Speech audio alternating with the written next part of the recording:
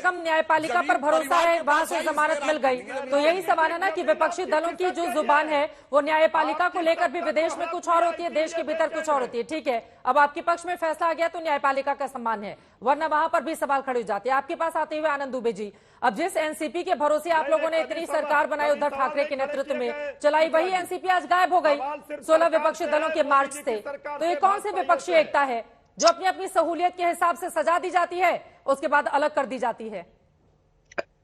चित्रा जी नमस्कार। नमस्कार सर। देखिए, देश के करोड़ों लोगों ने अपने अपने क्षेत्र के सांसद को चुनकर सदन में भेजा है कि हमारे प्रश्नों का उत्तर ढूंढेंगे, जो सवाल हमारे हैं वो वहां उठाएंगे।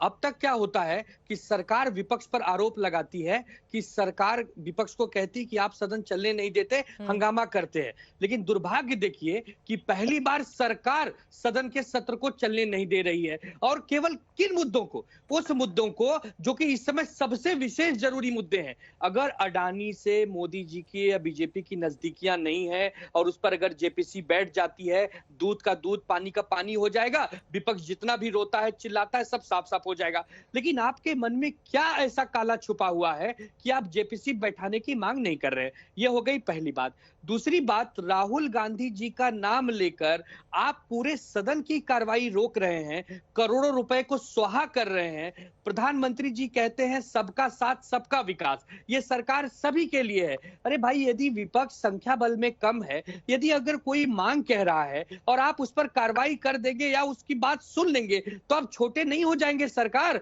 आपको प्रचंड बहुमत है, आपकी सरकार गिरने वाली नहीं है। अच्छा, उसके बाद अब विपक्ष किसी भी सांसद को, एक सेकंड सुनिए ना, किसी भी सांसद को यह अधिकार होना चाहिए कि वो विदेशी जमीन पर जाकर ये कहे कि हिंदुस्तान का लोकतंत्र खत्म हो गया है और अमेरिका, वो कथित लोकतंत्र वाले अमेरिका और ये वाले देश वो क्यों नहीं कुछ बोलते? इस तरह की बातें होनी चाहिए क्या? चित्रा जी, सांसद तो छोड़िए, किसी आम नागरिक को भी यह नहीं होना चाहिए कि वो अपने देश की गरिमा जाकर कहीं गिराए। हाँ। लेकिन यदि किसी ने गरिमा गिराई ही नहीं है, किसी ने ऐसी कोई बेतुका बयानबाजी की ही नहीं है, लेकिन जानबूझकर, आप कह रहे हैं गरिमा नहीं गिराई है, लेकिन राहुल गांधी के जिस बयान पर बवाल मचा हुआ है वो हम लगातार टीवी स्क्रीन पर दिखा भी रहे हैं। उन्होंने कहा कोई भी संस्था यहाँ पर, सभी संस्थाओं पर बीजेपी का कब्जा हो गया है, सभी संस्थाओं को अपनी मुट्ठी में रखती है बीजेपी।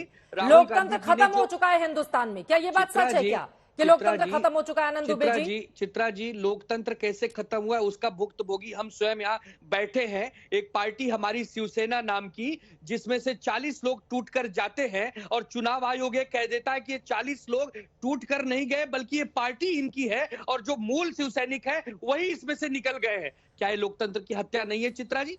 क्या सीबीआई ईडी का दुरुपयोग नहीं हो रहा है? क्या विपक्षी लोगों को दबाया नहीं जा रहा है? भीतर चर्चा करेंगे ना या देश के बाहर जाकर मदद मांगेंगे? देश के अंदर चर्चा होगी ना। और आप ये कह रहे हैं कि मूल शिवसैनिक इस शिवसेना से बाहर जा चुके हैं, तो जिन लोगों ने शिवसेना में, अब तो आप ही की बातें में दो अलग अलग हिस्से हो गए ना आनंद जी। आप ध्यान से सुन नहीं रही है।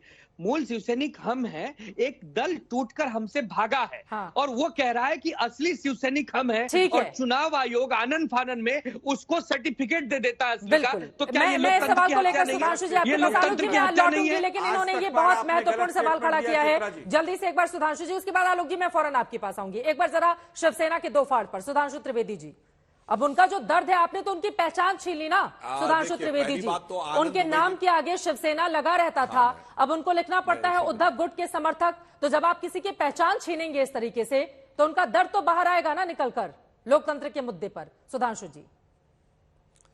चित्रा जी, जो बात आनंद जी ने कही है, आज मूल समस्या यही है। ये सारी पार्टियां जो एक साथ आई हैं, जानते कौन है?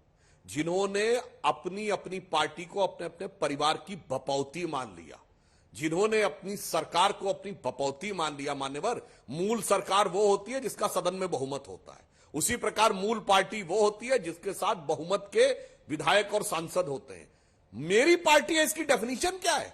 कि मेरा परिवार है इसलिए पार्टी है। बस परिवार की जागीर पार्टी को, विचारधारा को मानना, यही बहुत बड़ी समस्या थी। और श्रद्धेय बाला साहब ठाकरे जी की पार्टी, वो शिवसेना का शेर, आज किस ढंग से कह रहे हैं कि राहुल जी ने तो कुछ बोला ही नहीं है। मान्यवर, आपकी स्थिति तो ऐसी हो गई जैसे गांधी जी के बंदर होते थे कि ना कुछ देखा, ना सुना, ना मैं कुछ बोल सकता हूं।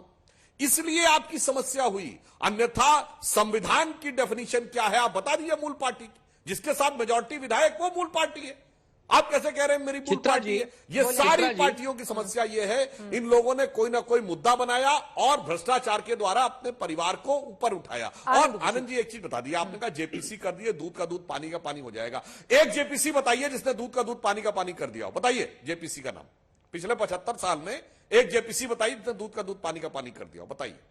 चित्रा जी पहले इनकी पहली बात का जवाब कि यदि चुने हुए विधायक ही पार्टी होते हैं तो अगर किसी पार्टी में 2 ही विधायक हैं और वो दोनों ही चले गए तो पार्टी उनको दे दिया जाए। मतलब यह सुधांशु त्रिवेदी जी ने एक नया ज्ञान हम सबको दिया कि पार्टी विधायकों से चलती है, पार्टी के लाखों करोड़ों कार्यकर्ताओं से नहीं चलती है।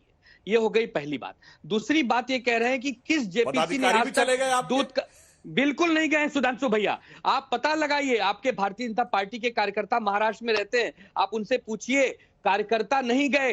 कस्बा विधानसभा चुनाव में आपको मुंह की खानी पड़ी है। ठीक है, 28 साल से जीती हुई सीट बुरी तरह हारनी पड़ी है। हाँ। इससे बड़ा दुर्भाग्य क्या होगा?